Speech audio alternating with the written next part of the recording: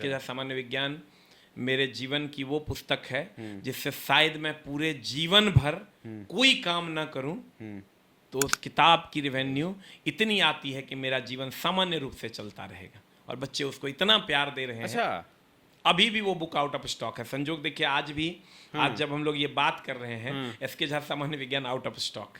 अच्छा, कैसा फील हो रहा है एसके झा कोई स्टार बन के?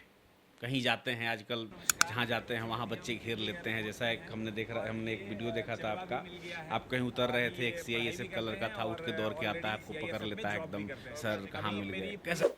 आप विश्वास कीजिए, हमारे जीवन में अभी एकमात्र मजा रह गया है वो बच्चों को नौकरी पे जाते हुए देखना, सक्सेसफुल स्टूडेंट को देखना, या जो बच्चे मेरे कंटेंट को समझ पा रहे हैं उनके चेहरे पर कंटेंट को समझाकर खुशियां लाना। बस यही 2 बातें रह गई है, बाकी सारी बातें समाप्त हो गई। मुझे याद है जब मैंने पहली बार साइकिल खरीदा था, पिताजी ने खरीद कर दिया था, मैं उसे दिन में 3 बार साफ करता था। और आज मेरे पास तमाम महंगी गाड़ियां हैं, लेकिन वो मजा नहीं दे रही है जो साइकिल ने दिया। वाह ना, आप समझिए ना कि कोई आपको ये कहे वो कि मैं सिर्फ थैंक यू बोलने आई हूँ, मतलब सिर्फ मिल के आपको धन्यवाद करने आई हूँ। मैं तो उनका लैंग्वेज भी नहीं समझ पा रहा था, लेकिन वो मीठा एहसास संजो के रखे हैं अभी भी। ये ऐसी तमाम वीडियोस, जितने भी वीडियोस हैं, उस बस जो बच्चे आते हैं और मुस्कुरा के ये कहते, हम उसकी मुस्कान से समझ जाते हैं कि इसका हो गया है। हाँ, जैसे वो गेट के सामने आएगा हम बोल देते हैं कि हो गया, कहता हाँ सर हो गया। वो गुलाब है, वो उसकी फीलिंग को सहेज के रखना। देखिए बच्चे ये कहते हैं हम लोग पैसे भी कमाते हैं, हर आदमी पैसा दैनिक जीवन की ज़रूरत है, सब लोग कमाते हैं। आप भी, बच्चे भी मेहनत कर रहे हैं इसलिए कि वो 2 रुपया कमा सके, अपने जीवन को बदल सके। लेकिन अच्छी वाली फीलिंग के लिए काम करने में जो मज़ा आता है, कल एक बच्चा असिस्टेंट लोको पायलट में उसका हो गया और वो जोधपुर से आया। हम बोले कि क्यों आया तुम? बोला सर आपको एक बार देखना था हमको, माय गॉड, और थैंक यू बोलना। वो मेरा पूरा एक ड्राइंग बना के लाया था, बहुत सारा, मतलब हमको लगता है 6 से 7 ड्राइंग जो है वो मेरा पिक्चर बना के लाया था। मतलब वो प्यार पूरा एक बड़ा सा बैग में बहुत सारी चीज़ें उसकी माँ ने बना कर दिया था, वगैरह वगैरह। हमने कहा यार तुम हमको फ़ोन कर लेता, इतनी दूर से आने की क्या ज़रूरत थी।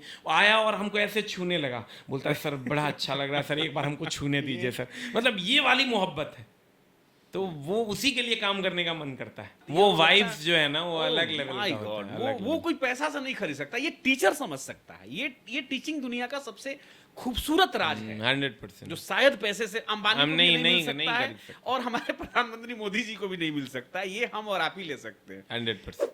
अल्टीमेट। तो कितना नौकरी दिए हैं इसके जहाँ अपने लाइफ में? देखिए नौकरी, अगर सबसे पहली बात तो नौकरी हम नहीं देते हैं, नौकरी तो बच्चे खुद लेते आपने हैं। पढ़ाया कितने बच्चों से नौकरी हुआ है?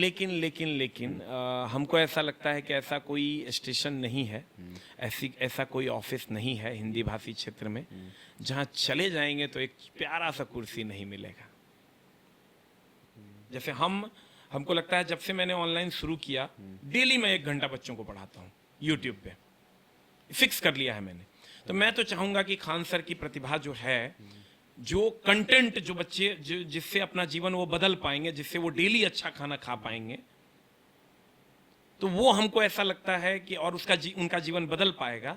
तो हमको ऐसा लगता है कि डेली 1 घंटा में, खान सर अगर ये वीडियो देख रहे हैं तो उनसे मैं ये रिक्वेस्ट करूंगा कि आप डेली 1 घंटा आकर फिक्स शेड्यूल में अगर बच्चों को पढ़ा दीजिए, तो मैं बच्चों के तरफ से आपको 100 बार थैंक यू। इतने दिनों तक आपने पढ़ाया, 12 साल का कैरियर रहा, कभी क्लास से किसी लड़की ने प्रपोज किया?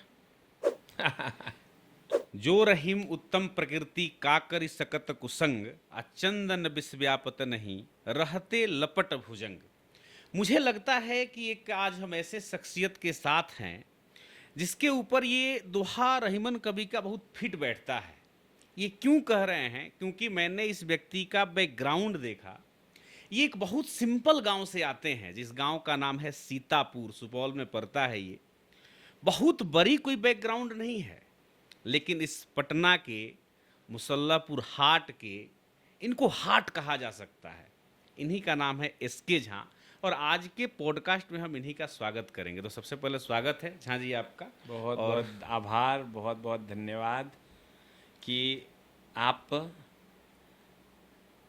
सबकी विचारधारा को नई विचारधारा की ओर ले जाने की कोशिश कर रहे हैं।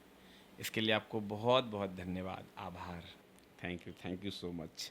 सबसे पहले तो झाँ जी हम इस पॉडकास्ट में यही जानने का प्रयास करेंगे, चूंकि हमने कहा कि जो रहीम उत्तम प्रकृति, तो इसका मतलब ही है कि एक सीतापुर गांव, जो कि मुझे नहीं लगता है कि कोई डेवलपमेंट है वहाँ पर, उस प्रकार का एक्सपोजर है कि आप सोसाइटी में इतना बड़ा सोच सकते हैं जितना बड़ा आपने अपना फैन फॉलोइंग बनाया है। कैसे एक बच्चा वहाँ से निकलता है और परिवार का स्टेटस क्या रहा, क्या संघर्ष रहा? बहुत बड़ी कहानी है, लेकिन समय के अभाव में हम कुछ चीज़ों से बच्चों को रूबरू करवाएंगे जो सुन के उनके जीवन में भी ज़रूर कुछ न कुछ बदलाव होगा। शिक्षक हैं हम, हमारा काम है बच्चों को उत्तम प्रकृति की ओर ले जाना। बचपन जो मेरा बीता वो सिर्फ खेलने और कूदने में बीत गया। सिनेमा देखना, खेलना, क्रिकेट खेलना, ये मेरे जीवन के 90% पल जो है, सोने के अलावे जो पल बचता था उसके 90% पल हमने इसी को दिया। मैं जीवन में कभी स्कूल नहीं गया। मुझे कभी याद नहीं है कि मैंने कभी क्लास 10th तक स्कूल भी किया होगा। एक सिंगल डे में कभी स्कूल नहीं गया, और मैं बहुत कमज़ोर छात्र था। मतलब उतना कमज़ोर जो शायद आप या आपके अगल बगल में जितने भी लोग होंगे उसमें जो सबसे कमज़ोर छात्र होगा उससे भी कमज़ोर था मैं। क्रिकेट खेलना, सिनेमा देखना और स्कूल एकदम नहीं जाना, ज़ीरो, ये मेरी ज़िंदगी का एक हिस्सा बन चुका था। और क्लास 9th ख़त्म होते होते लगभग यही चल रहा था। गांव मेरा एकदम सामान्य गांव है, जैसा कि बिहार के गांव का आप एक्सपेक्टेशन कर सकते हैं, लगभग उसी लेवल का गांव था। लेकिन कहते हैं ना कि पुरुष का भाग्य कब बदल जाए इसको कोई नहीं जानता। तो मैं, एक दिन की बात है, पिताजी, मैं और पिताजी के एक मित्र, तीनों लोग खड़े थे। पिताजी के मित्र ने शायद मुझे कहीं सिनेमा देखते हुए देख लिया था, तो वो पिताजी को ये कहते हैं कि आपका एक बेटा, और वो भी नहीं सही निकला। इस बात पर पिताजी बहुत दुखी हुए, और उस दिन मैंने अपने पिता रूपी दोस्त को जब देखा तो मैंने ये प्रण लिया कि मैं जीवन में कुछ ऐसा करूंगा जिससे पूरा का पूरा भारत मुझे जानेगा, मुझे पहचानेगा। और मैंने उसी दिन क्रिकेट का बल्ला रख दिया, सिनेमा के टिकट्स कटाने बंद कर दिए। ये तब की बात है जब मैं क्लास 10th में प्रवेश कर चुका था, और मैंने ये संकल्प लिया कि अब मुझे कलम उठाना है। उसके बाद मैंने कभी बल्ला नहीं हाथ में लिया, और मैंने कलम उठा लिया, और वहीं से कलम की क्रांति शुरू हुई। मैंने ये जीवन में देखा है कि अगर आप किसी काम को लगन से करते हैं, अगर सिर्फ आपका लगन हो और आपके पास एक जज्बा हो अपने टारगेट को अचीव करने का, तो आप किसी भी बड़े से बड़े टारगेट को अचीव कर सकते हैं। लेकिन अगर आपके पास लगन नहीं है तो एक छोटा सा टारगेट, ट्रेन पकड़ने जैसा टारगेट, बस को समय से पकड़ने जैसा टारगेट भी आपके लिए अचीव करना बहुत मुश्किल है। तब ये दौर शुरू हुआ। मैंने लगभग प्रतिदिन 16 घंटा का मेहनत करना शुरू किया। ज़ीरो लेवल से मैंने अपने पठन पाठन को शुरू किया, और फिर वहाँ से चल पड़ी कलम की क्रांति, और आज हम आपके सामने हैं। आपने कहा कि क्रिकेट खूब खेलते थे। कौन थे पसंद आपको क्रिकेट में, क्रिकेटर? देखिए, क्रिकेट की जहाँ तक बात है तो हमारे कोई फेवरेट प्लेयर में महेंद्र सिंह धोनी हैं, जो मेरे सबसे दिल के करीब हैं और सदा रहेंगे। लेकिन आई लव इंडिया।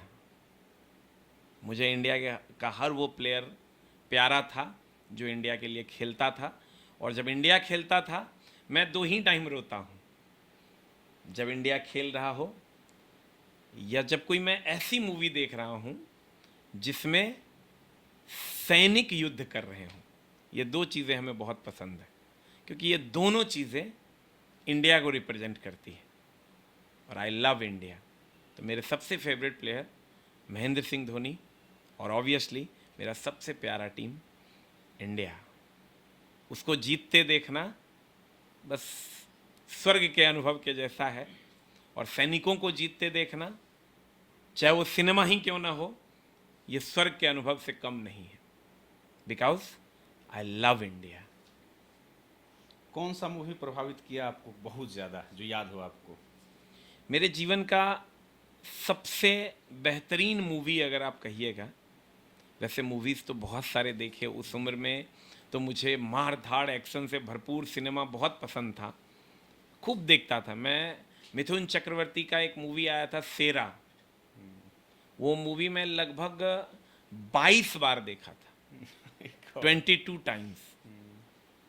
और रही बात सिनेमा की, तो बहुत सारे सिनेमा, हमको ऐसा लगता है कि बच्चों को, ये मेरा पर्सनल ओपिनियन है, सबका opinion vary from person to person, मेरा मानना है कि बच्चों में अगर आप बदलाव देखना चाहते हैं, खास करके क्लास 10th से पहले जो बच्चों का पठन पाठन होता है, उसमें पठन पाठन उनका 20 to 30% होना चाहिए, और 70% उसको एक्स्ट्रा एक्टिविटीज़ में लगाइए। उसको जो गेम पसंद है वो गेम दिखाइए, उसको जो मूवी देखना है वो मूवी देखने दीजिए, क्योंकि फाइनली आजकल की मूवियाँ तो थोड़ी सी गड़बड़ आ गई है, लेकिन जो आज से 10 साल 15 साल पहले की जो मूवीज़ थे, उसमें फाइनली गलत की हार होती थी और सही की जीत होती थी। तो हर लोग हीरो बनना चाहता था, मैं भी हीरो बनना चाहता था। मैं जब क्रिकेट खेलता था, तो उससे मैं जब कैप्टन हुआ करता था, तो मुझे टीम को लीड करना सीखा, मैंने वहाँ टीम को लीड करना सीखा। मैं गांव में जब नाटक होता था, सांस्कृतिक प्रोग्राम होता था, वहाँ मैंने लोगों को फेस करना सीखा। पढ़ाई कभी भी की जा सकती है, जब आपका मन करे तब आप पढ़ सकते हैं। इतनी प्यारी प्यारी किताबें हैं, छोटी छोटी पतली पतली, उसको तो कभी भी पढ़ा जा सकता है। जीवन को पहले पढ़ना होगा। और मेरा मानना है कि जो भी गार्जियन इस वीडियो को, या जो भी बच्चे इस वीडियो को देख रहे हैं, कभी भी अपने बच्चों पर किसी भी प्रकार का प्रेशर मत बनाइए। वो जीवन में बहुत बड़ा करेगा, नहीं तो एक सामान्य जन बनकर वो अपने जीवन की लीला को समाप्त कर देगा।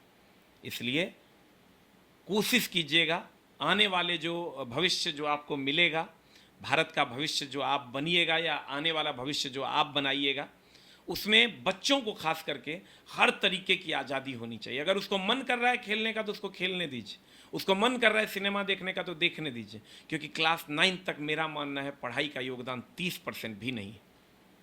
सिर्फ जीवन को जीने सीखना होगा, उसको ये समझना होगा कि जीता कैसे जाता है, उसको ये समझना होगा कि क्यों कोई हारता है।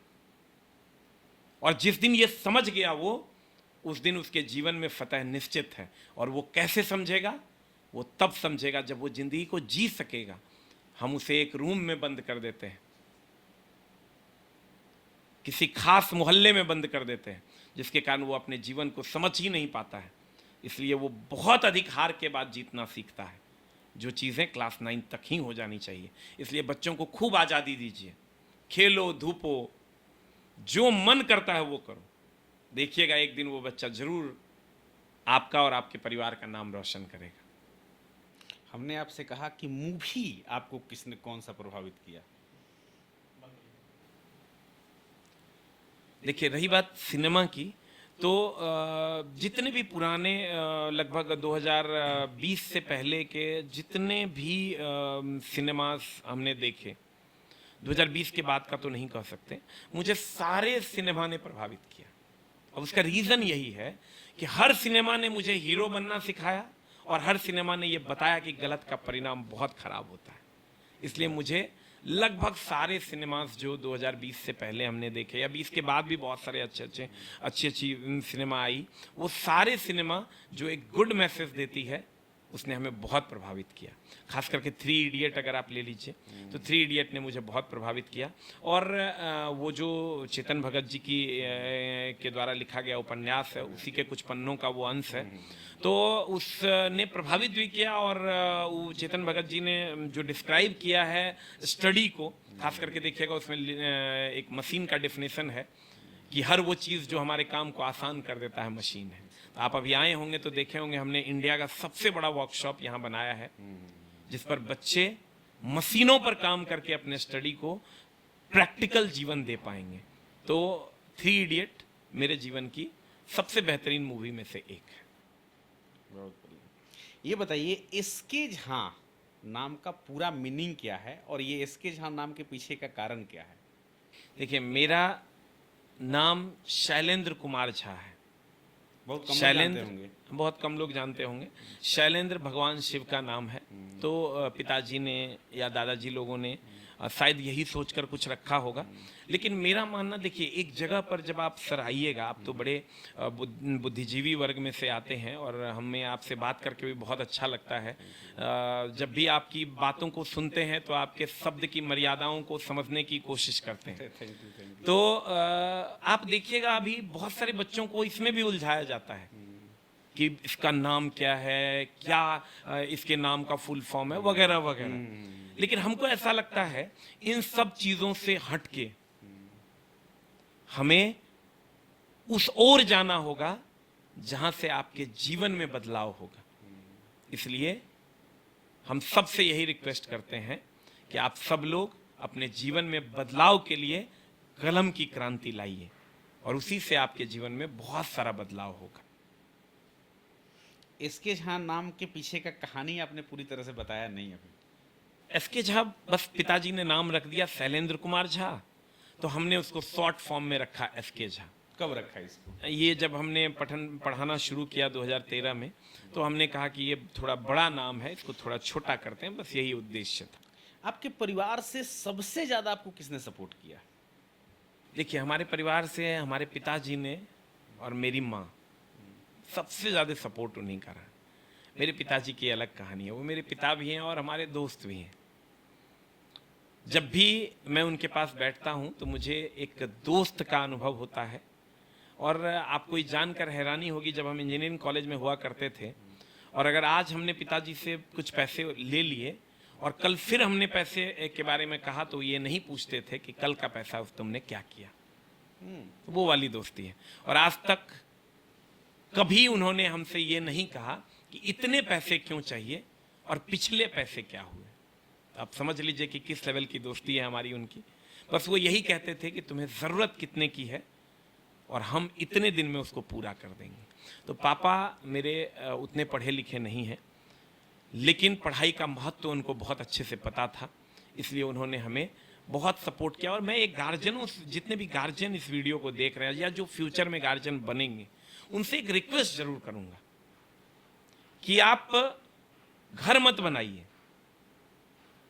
आप भोजन थोड़ा कम कर लीजिए, लेकिन आप अपने बच्चों को पढ़ाइए जरूर। क्योंकि अगर आप किसी भी प्रकार का बहाना बनाकर इस बात से पीछे हट जाते हैं तो वो एक जीव हत्या से भी बड़ा पाप है। अगर आपका बच्चा पढ़ने लिखने वाला है तो आपको कुछ भी करना पड़े, मजदूरी करना पड़े, जमीन बेचना पड़े, जो करना पड़े, उस बच्चे को पढ़ाइए जरूर। क्योंकि आजकल के माता पिता, हम जो देख पा रहे हैं, सारे माता पिता चाहते हैं पढ़ें, लेकिन कुछ माता पिता के पास बहुत सारे बहाने हो जाते हैं कि मेरी तो 3 बेटियां हैं, मेरे पास तो पैसा ही नहीं है, मैं कैसे कर सकता हूं। कर सकते हैं आप, बस आपको दृढ़ संकल्पित होने की जरूरत है। आप विश्वास कीजिए, आप ये काम कर सकते हैं और एकदम कर सकते हैं। इसलिए बच्चों को पढ़ाने में कभी पीछे नहीं हटिए, क्योंकि उससे बड़ा धन कुछ भी नहीं है। इज्जत, मान, मर्यादा, प्रतिष्ठा, धन, हर चीज वो आपको ला कर दे सकता है जो शायद आप अचीव नहीं कर पाए। उनकी आंखों से सपने देखिए और बच्चों को खूब सपोर्ट कीजिए ताकि वो भी हमारे देश का नाम रोशन कर सके। आपने बहुत अच्छा बताया सर। और एक हमको दादाजी कहा करते थे, शायद यही इसी मामले पे वो कहते थे कि का कुपूत तो का धन संचय और का सुपूत तो का धन संचय।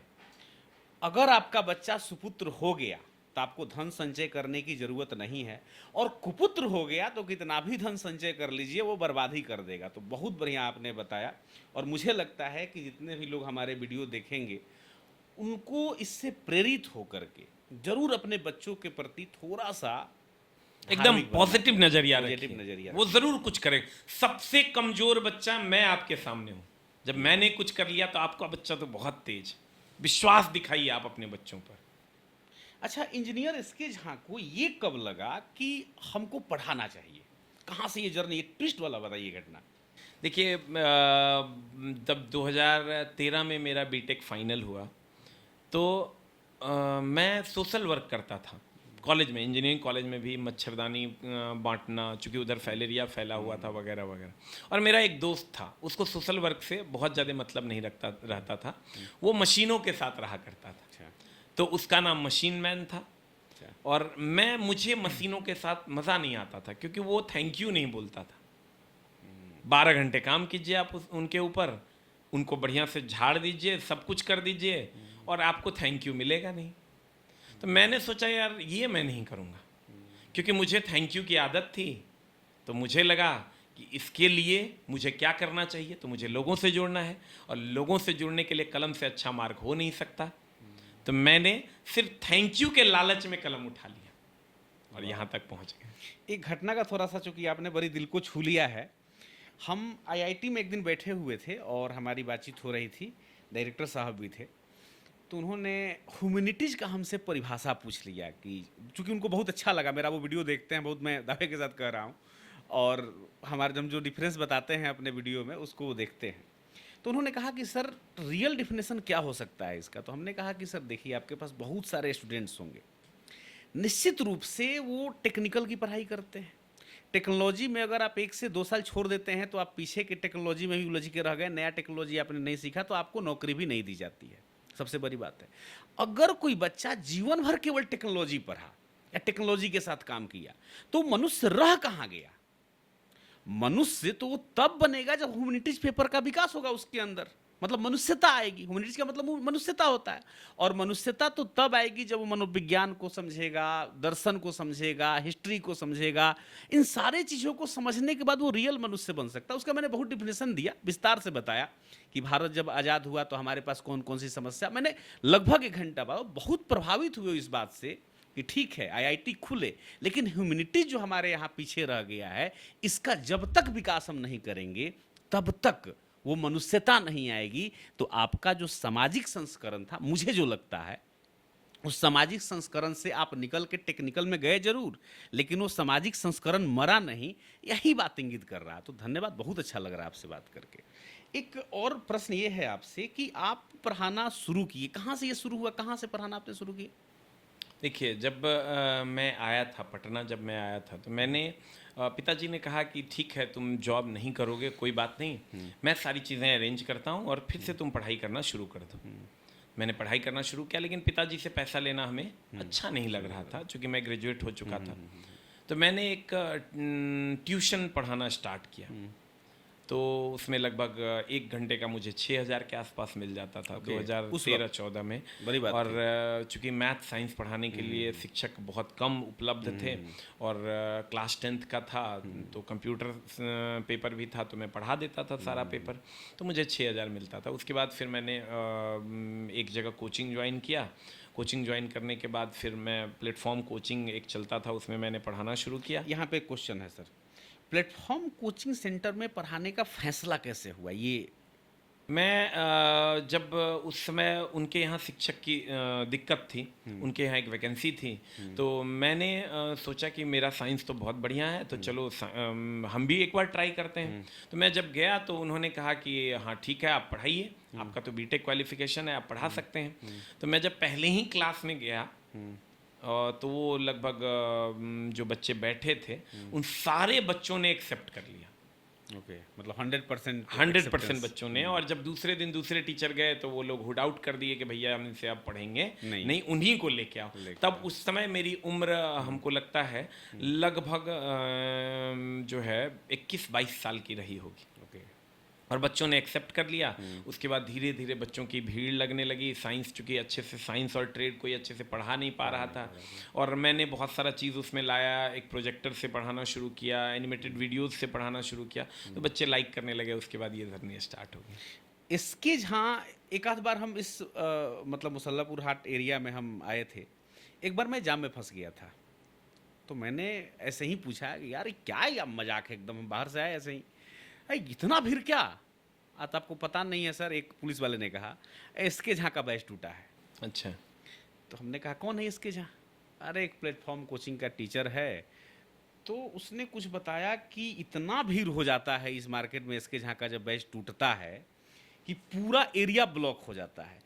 उसको थोड़ा आप सही से बताइए। मेरे दिमाग में था कि आपसे जब बातचीत होगी ऑन कैमरा तो हम पूछेंगे कि उस वक्त कितने बच्चे आपके क्लास में बैठते थे और कितने बच्चे बाहर होते थे, क्योंकि वो पूरी ब्लॉक हमको लगता है कि हम आधे पौन घंटा उसमें पूरी तरह से पैक्ड थे, हिल नहीं पा रहे थे हम लोग, 3-4 लोग थे। तो वो थोड़ा बताइए दौर क्या था। देखिए ये लगभग हमको लगता है आप 18-19 की बात कर रहे हैं। 17-18, हाँ हाँ 17-18-19 की बात हो। तो होता क्या था, उस टाइम ऑनलाइन हम उपलब्ध नहीं थे। और बच्चे अभी भी और उस समय भी जिस रूम में मैं पढ़ा रहा था आज से 12 साल पहले, उस हॉल की कैपेसिटी लगभग 1200 के आसपास की है। ओके। आज भी मैं उसी रूम में पढ़ाता हूँ। और बच्चों में उनको ऐसा लगता है, देखिए हम एक चीज़ जो हमने फील किया अपने टीचिंग कैरियर में, कि अगर आप बच्चों को, हमारे गुरुजी कहा करते थे, प्रोफेसर बी प्रधान थे, आईआईटी खड़गपुर के मैकेनिकल के हेड ऑफ द डिपार्टमेंट थे। Arvind Kejriwal is a direct student of professor B Pradhan. Oh my god. तो उनके संपर्क में हम कभी कभार 2-2 घंटा, 2.5 घंटा हम लोग टहलने निकल जाया करते थे। उनसे बहुत सारी चीज़ें हमने सीखी। उन्होंने कहा कि एक अच्छा शिक्षक वही है जो ये मान के पढ़ाए कि सामने वाले को कुछ भी नहीं आता है। मतलब आप ये मान के पढ़ाइए कि जो आपके सामने बैठा है उसको कुछ नहीं आता है। तो इसको बच्चों ने तब बहुत दिल से सराहा। जिसको आता था उसका रिवीजन हो गया, जिसको नहीं आता था वो सीख पाया।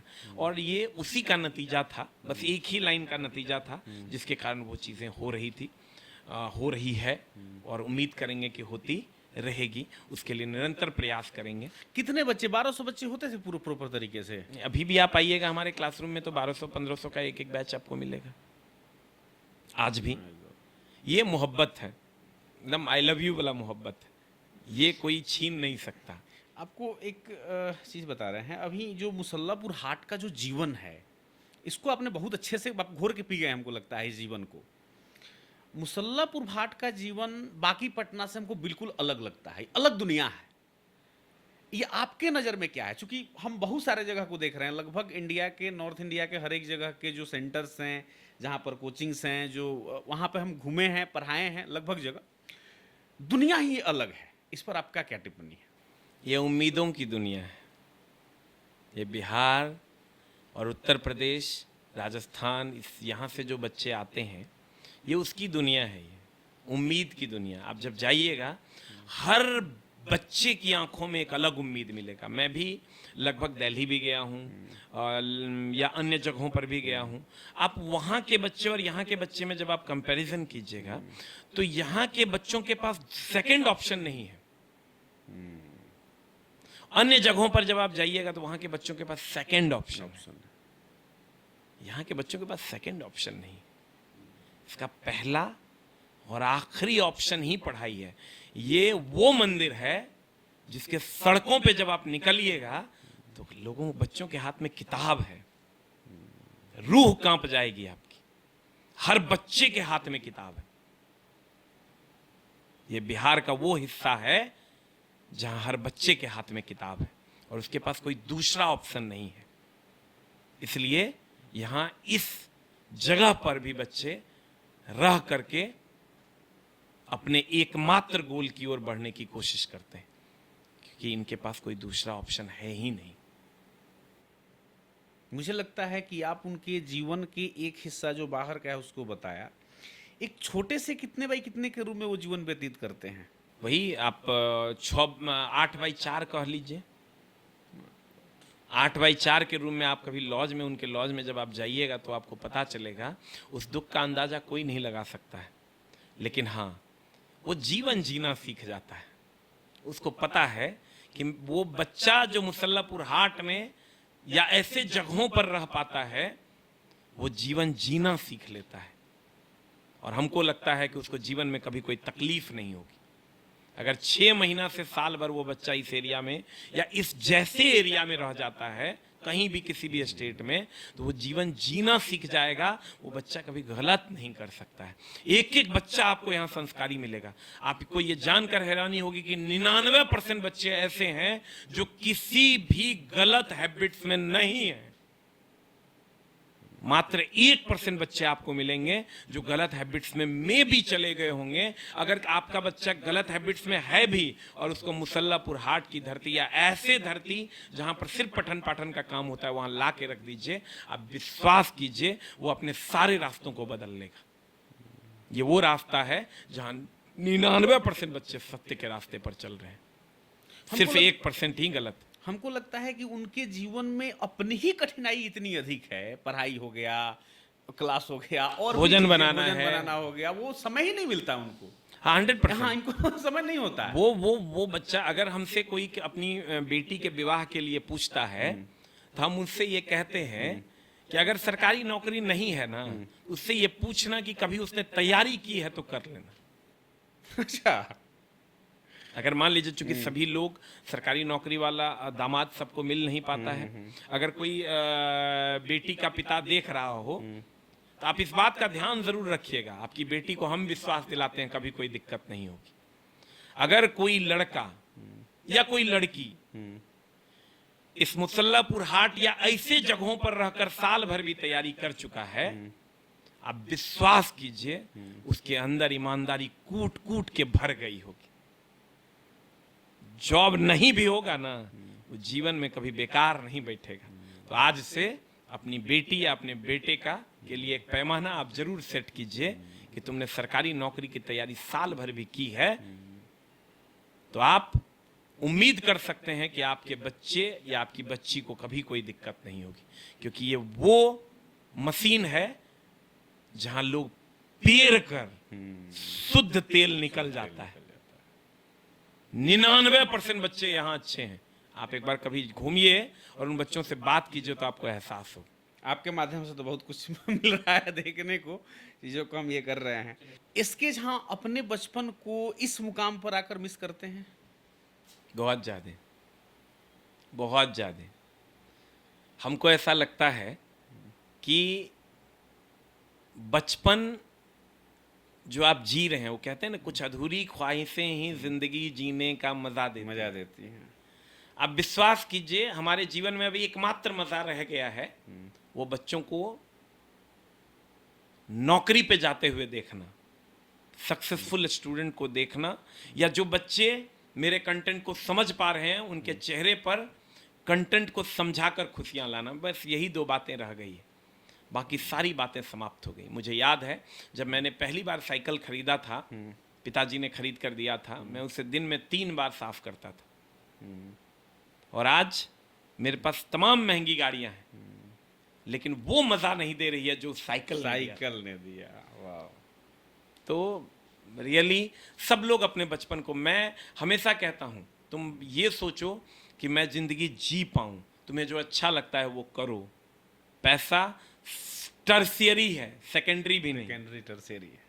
इसलिए जो आपको अच्छा लगता है उस पथ पर चलने की कोशिश कीजिए। मुझे फॉर्च्यूनर से ज़्यादा मज़ा साइकिल में आता था।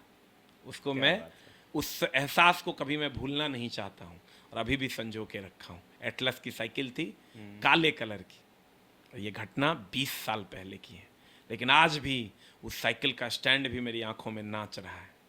एक पॉइंट है, एक पॉइंट, सारी लगाव हो जाता है सर। बड़ा मेरे लाइफ में भी इसलिए हम कनेक्ट कर पा रहे हैं ना, क्योंकि ये जुड़ते हुए दिखाई दे रही है। एक छोटी सी साइकिल मेरे पास भी हुआ करती थी, वो मतलब गजब है, उससे एक लगाव जो है बड़ा।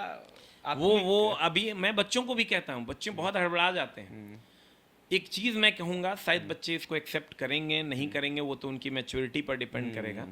डेली भगवान जी के सामने खड़े होइए और ये कहिए भगवान जी को कि हे भगवान जी, मुझे 1 साल बाद नौकरी देना, तप जाओगे। 2 साल बाद नौकरी देना, 3 साल बाद नौकरी, जितना क्षमता है आपके अंदर उतने दिन बाद बोलना भगवान जी को नौकरी देना। मैं भगवान जी से हमेशा कहता था, हे भगवान जी, मुझे अभी नौकरी मत देना, मजा आ रहा है पढ़ने में, पढ़ने दो। ये बातें जब मैं बच्चों को कहता हूँ तो बच्चे बहुत सारा दूसरे तरीके से इसको लेते हैं कि नहीं, बेरोजगारी है, हमें तो पैसे की ज़रूरत है। इतना तपोगे आप और तब जो निखरोगे आप, जब मेरे पास कोई बच्चा आता है कि सर मेरा इस बार नहीं हुआ, अब विश्वास कीजिए मैं आत्मा से खुश होता हूँ, कोई बात नहीं, 1 साल और तपेगा ये और निखर के आएगा। और मेरे गांव में या मेरे जान पहचान के लोग बहुत सारे जो कम उम्र में एयरफोर्स आर्मी वगैरह में चले गए, वो तप ही नहीं पाए, उनके बोलने का लहजा बदल नहीं पाया। ऐसा मैं नहीं कहता हूं कि एयरफोर्स या नेवी में जो लोग जाते हैं वो सब लोग, लेकिन कुछ लोग जो एकदम कम उम्र में चले जाते हैं उनको दिक्कतें होती है। वो बाद में बेचारे चूंकि जॉब पीरियड में इतना उनको तपाया जाता है कि फिर से वो बैक हो जाते हैं।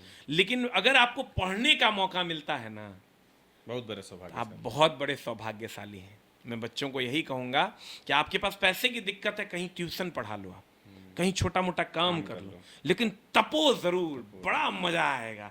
एनसीईआरटी पढ़ के देखो दोस्त मेरे, 2 पैक के बराबर नशा चढ़ता है उसमें। एक बार पढ़ के तो देखो। बिल्कुल बिल्कुल बिल्कुल। अगला प्रश्न ये है आपसे कि टीचिंग तो सब लोग करता है, ये प्रभाव हम उस वक्त ही सोचे थे जब आपको बता रहे थे कि हम भीड़ में फंसे हुए थे और आप ही का इसके झा का बैच टूटा हुआ है। इतना प्रभावी कैसे बनाया जाता है टीचिंग स्टाइल को? पढ़ाते तो हम भी हैं, ठीक है, आपके टीचिंग स्टाइल का कुछ खास मजा है, इसलिए कि बच्चों के स्वाद में हम देखते हैं बातों में कि वो आपको बहुत पसंद करते हैं। इस मामले में क्या है उसमें, क्या क्वेश्चन है? हाँ, टीचिंग स्टाइल को प्रभावी कैसे? देखिए, शिक्षक एक दोस्त होता है बच्चों का, और शिक्षक को दोस्त ही बने रहना चाहिए। और मैंने पहले भी कहा कि हम ये मान के पढ़ाते हैं कि सामने वाले को कुछ नहीं आता है।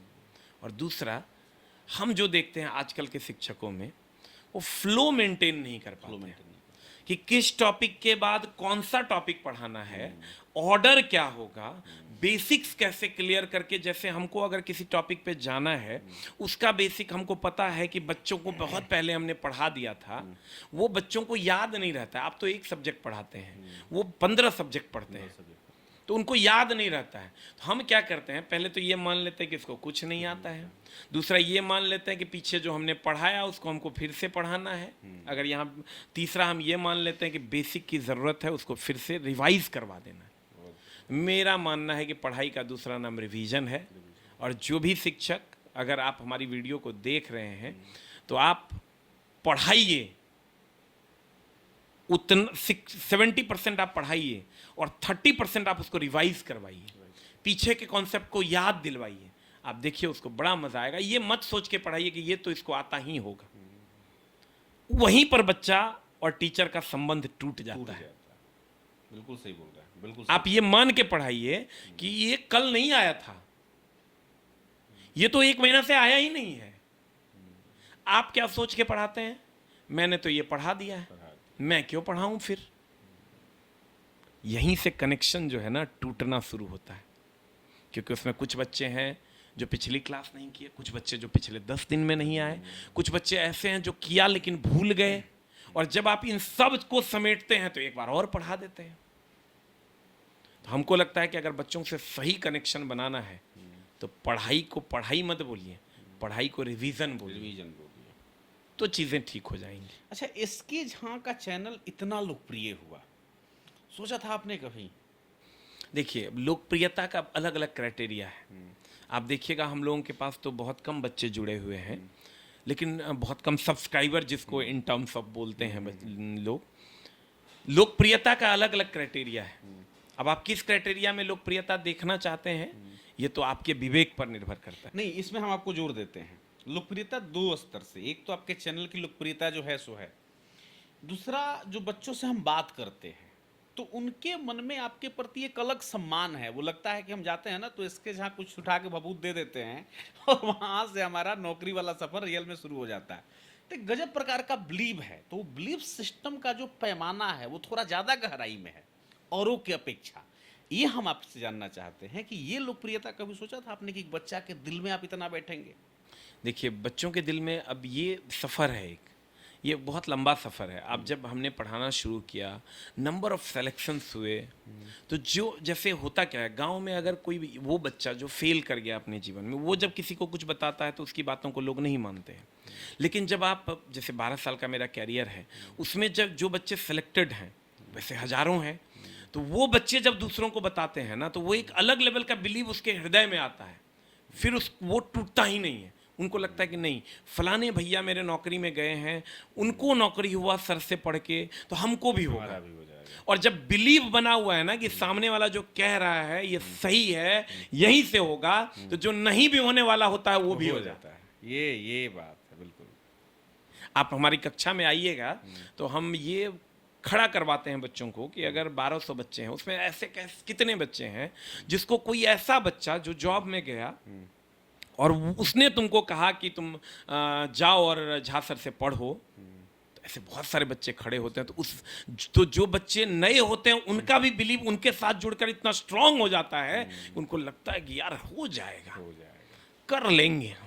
और जिस दिन आपको किसी काम के प्रति ये लगने लगे कि ये सही रास्ता है, ये आदमी सही है, यहाँ से मेरा काम हो जाएगा, अब विश्वास कीजिए जो काम नहीं होने वाला है वो भी हो जाएगा। दिल और दिमाग का कनेक्शन जुड़ता है तो नई कहानी। 100%। अच्छा, कभी ट्रोलिंग का सामना किया इसके जाने? हाँ, किए हैं, कब? बहुत बार ऐसा हुआ। कोई खास घटना याद? जैसे होता क्या है, अभी जो सोशल मीडिया आप देख रहे हैं, तो पहले और अभी के पठन पाठन में बहुत का अंतर आ गया है। अब अंतर इसको दो तरीके से आप देख सकते हैं। पहले के पठन पाठन में क्या था और अभी के पठन पाठन में क्या है। अभी कमर्शियलाइजेशन हो गया है, ठीक है। होता क्या है, अब जैसे मान लीजिए कि मेरे पास भी बहुत सारे लोग ऑफर लेके आते हैं कि सर आप बताओ, आपको प्रमोट करते हैं हम इतना पैसा लेंगे, सर आपको आपका एक चेहरा बना देंगे, उसके लिए हम इतना पैसा लेंगे। तो हम सुनते हैं उसकी बातों को और फिर ये सोचते हैं कि हमारा बिहार, हमारा एजुकेशन सिस्टम एक तो पहले से सड़ा हुआ है सरकारी स्कूलों में, अब ये जो लोग आएंगे ये तो इसको ख़त्म कर देंगे। अब समझिए, मेरे पास एक ऑफ़र आया, उसने ये कहा कि सर आप एग्ज़ाम सेंटर से जो बच्चे निकल रहे हैं उसमें हम अपने 1-2 बच्चे डाल देंगे, और जब वो निकलेगा तो उससे ये कहलवा लेंगे कि फलाने सर से नहीं आया और एस के झा सर से सारा क्वेश्चन लड़ गया। अच्छा, ऐसा भी स्कीम चलता है? आप देखिए मतलब किस लेवल की ट्रोलिंग है।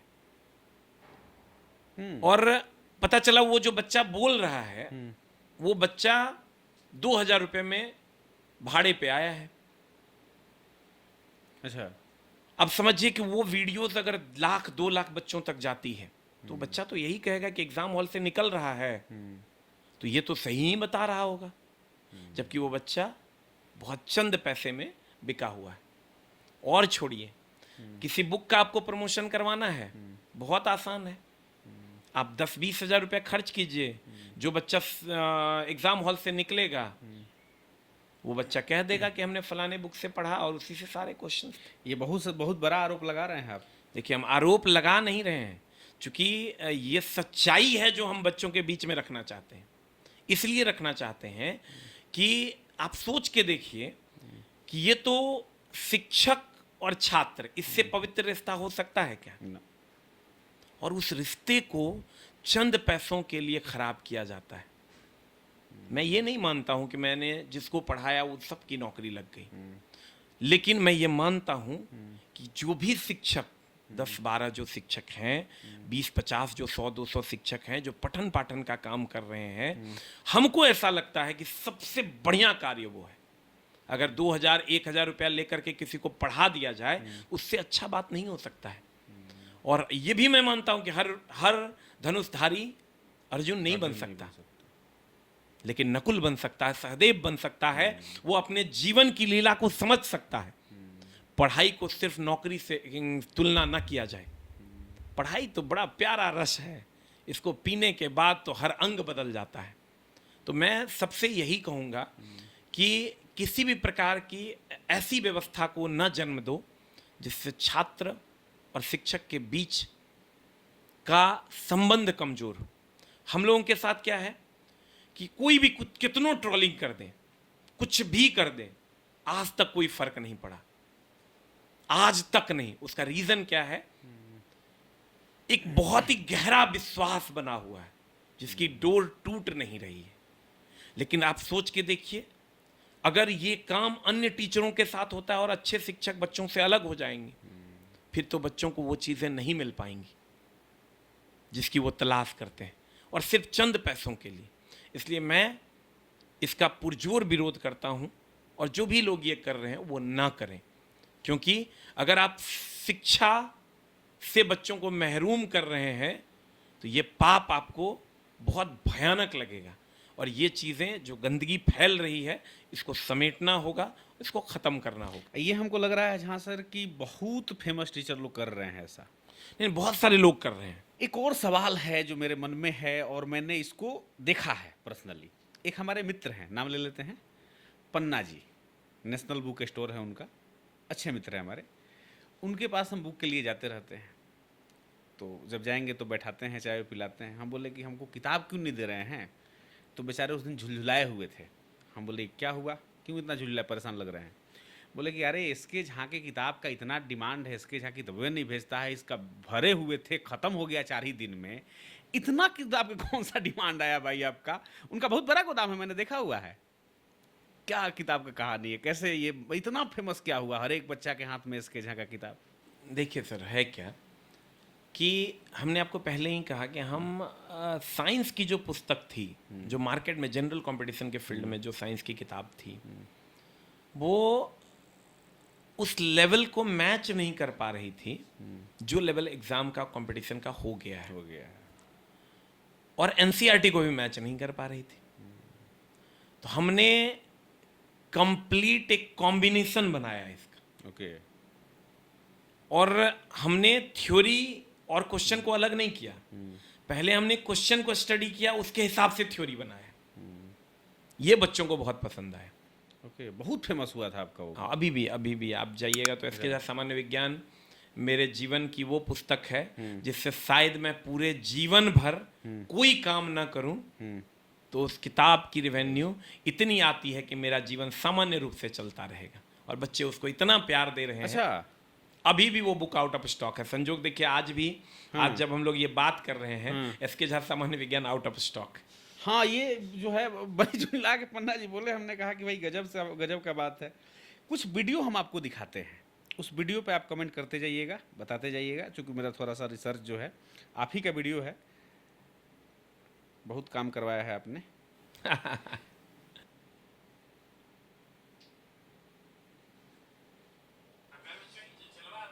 अच्छा, ये तो टेक्नीशियन ग्रेड 3 इनका फाइनल हो गया है। ये माता आई थी झारखंड से, और ये सिर्फ थैंक यू बोलने आए थे।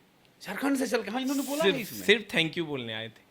ये माँ जी अपने बच्चे को लेकर आई, इनका बच्चा का टेक्नीशियन में फाइनल हो गया, ज्वाइनिंग लेटर मिल गया। तो हम पूछे कि माता जी आप क्यों आई हैं? हाँ, ये आपने पूछा? हाँ।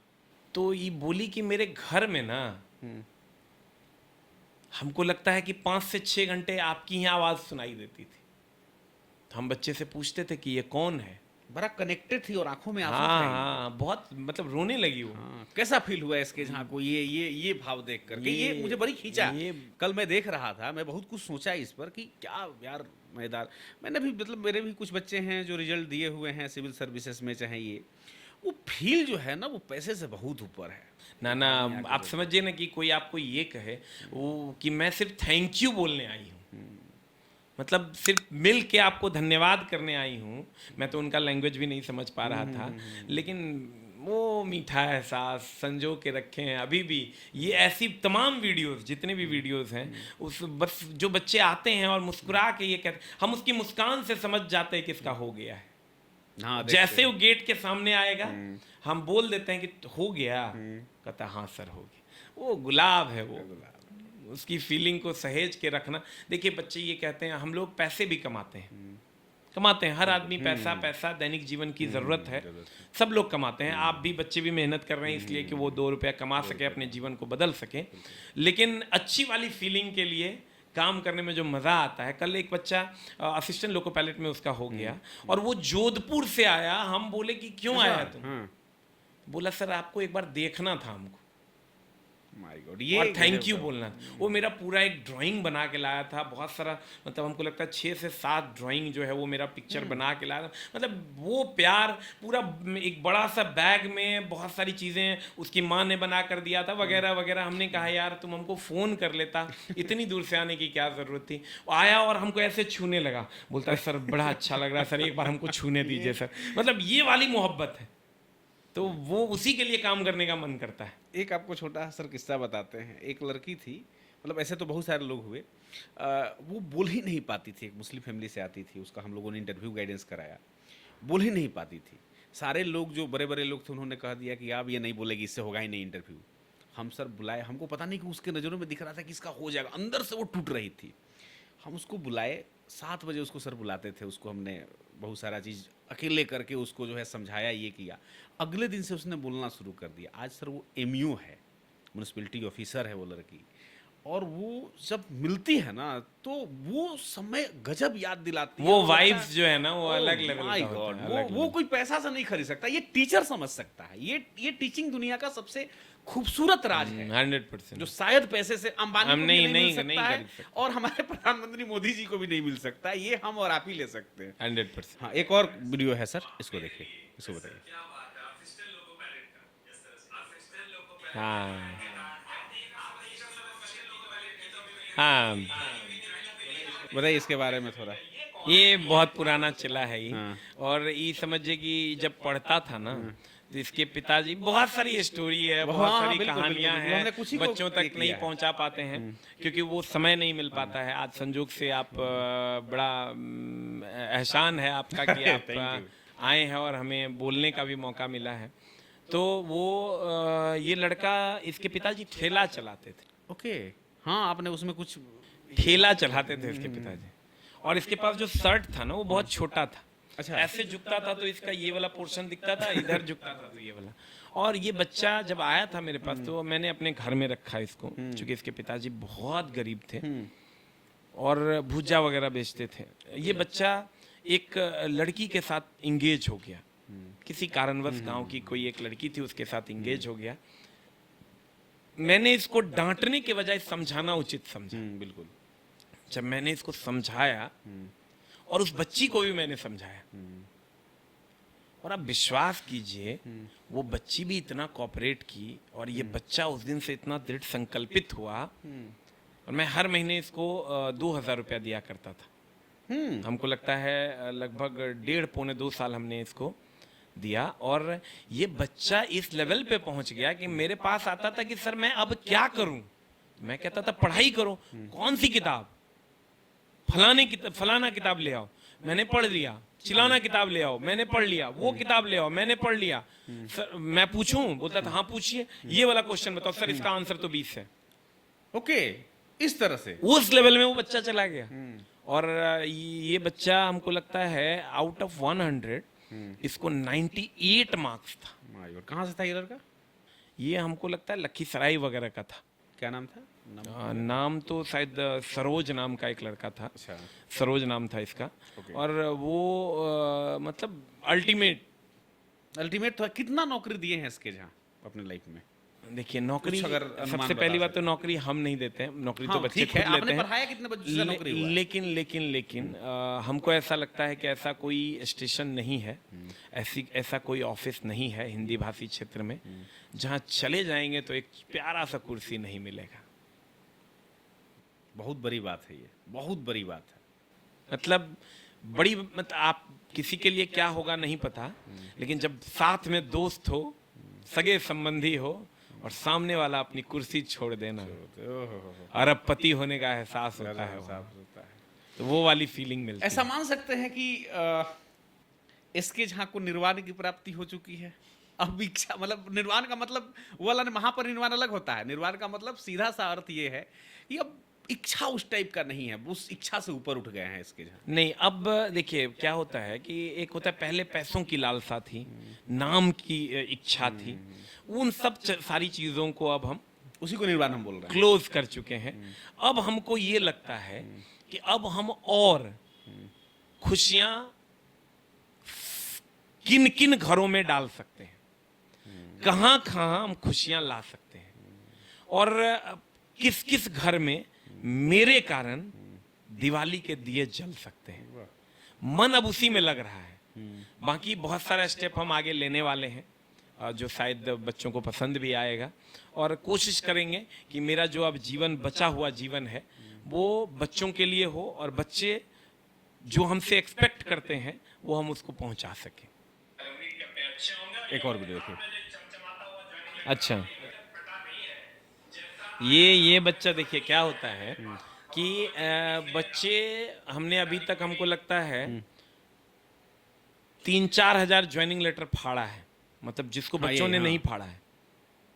मतलब वो आया, डाकिया ने पोस्ट के द्वारा भेजा और वो बच्चे फाड़े नहीं हैं। तो हम उनको ये कहते हैं कि देखो, जैसे ज्वाइनिंग लेटर मान लीजिए मेरे घर पे आया, तो या तो मैं फाड़ दूंगा, या तो मेरे चाचा फाड़ देंगे, या मेरे मामा, मौसा, फुआ, या मेरे गांव का वो आदमी जिसको इन सब की समझ हो वो फाड़ देगा। कर देगा, हाँ। ये बच्चा इतना जिद्दी होता है। बहुत सारे बच्चे ज्वाइनिंग लेटर लेके आते हैं माय गॉड। और वो कहते हैं सर पहले आप इसको फाड़ दीजिए, अच्छा, तब हम लेके जाएंगे और तब इस ज्वाइनिंग लेटर को ब्लॉक में दे के काम करवाएंगे और तब जाके ज्वाइन करेंगे।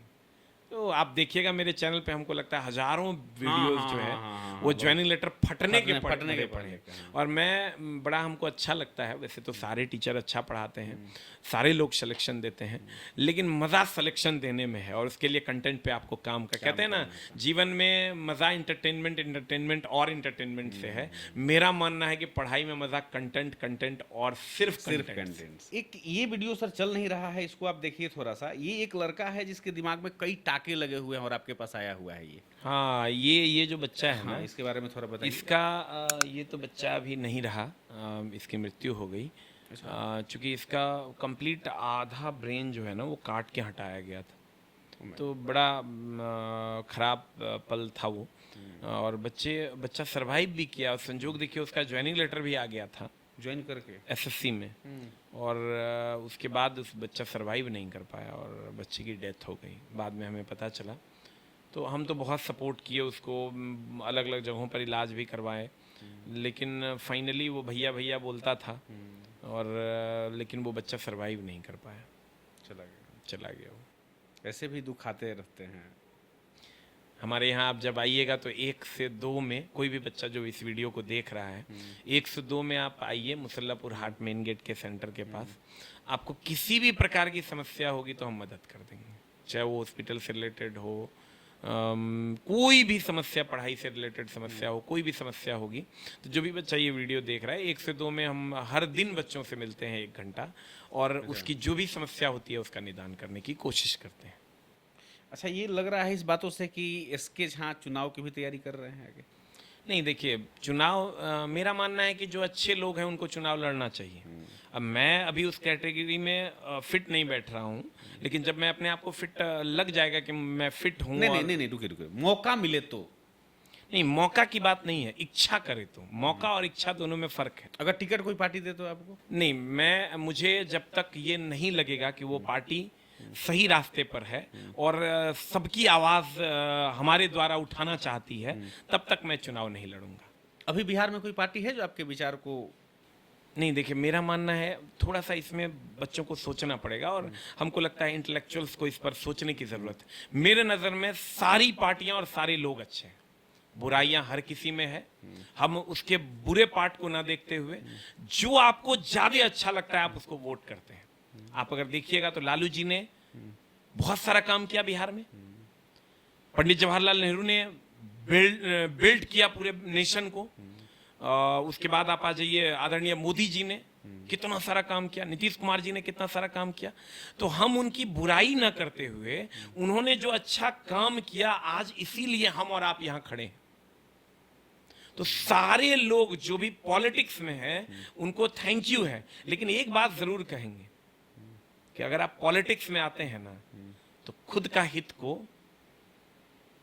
बगल करते हुए समाज के हित के लिए आपको जीना होगा। और वहीं पर दिक्कतें आती है, इसीलिए नेताजी लोग को थोड़ा सा किरकिरी का सामना करना पड़ता है। नहीं तो मैं पर्सनली हर पॉलिटिशियन की इज्जत करता हूं, क्योंकि हमको ऐसा लगता है कि नेशन बिल्डिंग में पॉलिटिशियंस का बहुत बड़ा योगदान है। वो नीति का निर्धारण करते हैं, इसलिए हर पॉलिटिशियन को मैं थैंक यू भरे नज़रों से देखता हूं।